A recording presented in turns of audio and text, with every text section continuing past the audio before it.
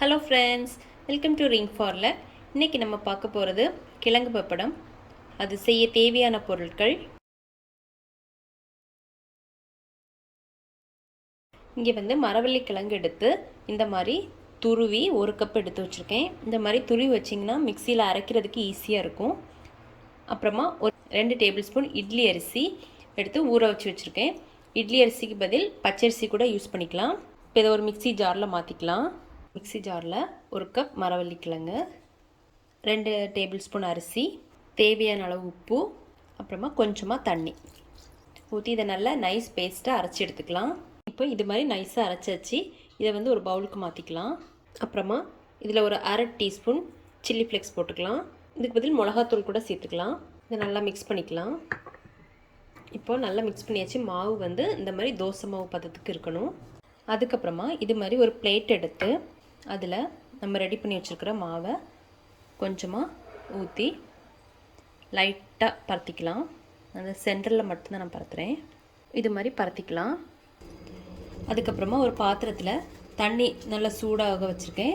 அதில் இது மாதிரி ஒரு ஸ்டாண்ட் வச்சு நம்ம ரெடி பண்ணி வச்சுருக்கிற தட்டை வச்சு அடைச்சி வச்சிடலாம்.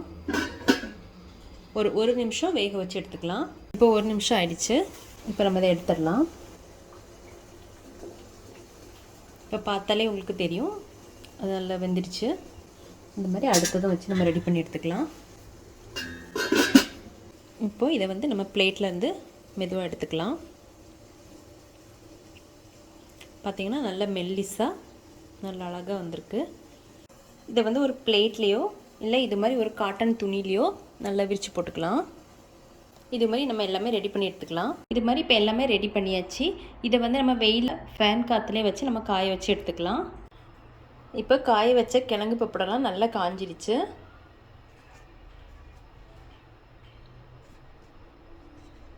இனி இதை நம்ம ஃப்ரை பண்ணி எடுத்துக்கலாம். இப்போ எண்ணெய் காஞ்சிச்சு. நம்ம பப்படம் போட்டு பொரிச்சிக்கலாம்.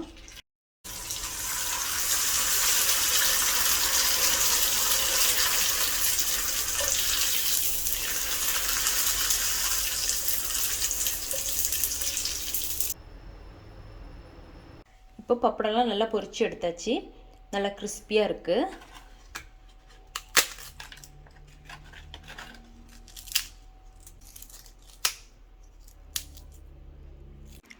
அவ்வளோதான். இப்போ கிழங்கு பப்படம் ரெடி ஆயிடுச்சு. நீங்களும் வீட்டில் ட்ரை பண்ணி பாருங்கள். பிடிச்சிருந்தா லைக் பண்ணுங்கள், சப்ஸ்கிரைப் பண்ணுங்கள். தேங்க்ஸ் ஃபார் வாட்சிங்.